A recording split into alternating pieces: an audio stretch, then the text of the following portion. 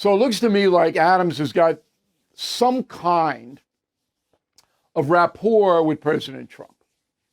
And the New York Times reports, using anonymous sources, of course, that the U.S. attorney in the Southern District in Manhattan may drop charges of corruption against Eric Adams. As you'll remember, the J Department under Biden, interestingly enough, charged Mayor Adams with corruption. And it had to do with Turkish Airlines and luxury hotel stays in Turkey, and then the couple of Turkish buildings in New York City didn't comply with regulations, but were able to operate, and on and on. That's what the beef is. There's another beef swirling around about migrant money coming from D.C. to New York City that is not yet defined, but I know it's in motion. However, with Donald Trump being so down on New York City justice, he's sympathetic to Adams. And so Adams might have these charges dropped. But even if he does, he's not going to be Cuomo in a primary. And I think that primary is in June or July. Cuomo's going to run. Cuomo's got money. He's got the name. He's more articulate than Adams. In order for Cuomo to win handily, he's got to admit his mistakes, and he's not the kind of guy that likes to do that. So Cuomo made two enormous mistakes. The bail reform, that's insane. And the admitting people with COVID into nursing homes. That's, you know what that is. They are following Andrew Cuomo around. Those mistakes are like ghosts of Christmas past and future. Okay, they revisit him every night.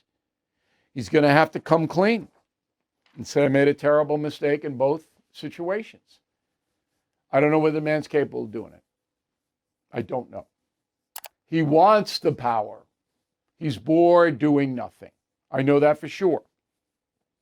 In order to get the power, he's going to have to change his personality a little bit.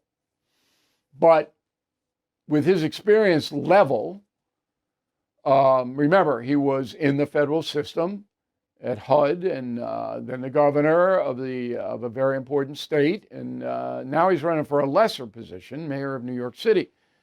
But Adams can't stand up to him in a debate. If the two debated, Andrew Cuomo would crush him, because his frame of reference is much stronger. When you're the son of a governor, Mario Cuomo, a legend, I mean, you're brought up in that climate. And Adams is coming to you from the transit police. So it's not really a fair fight. And if things were good in New York, if quality of life had improved, if you didn't have maniacs pushing people in front of trains and thugs all over the place getting out with no bail and marijuana smoke everywhere you go, if you didn't have any of that and New York was the way it was under Giuliani and Bloomberg, then Adams might win. But Adams got nothing to run on. Nothing. So he'll lose.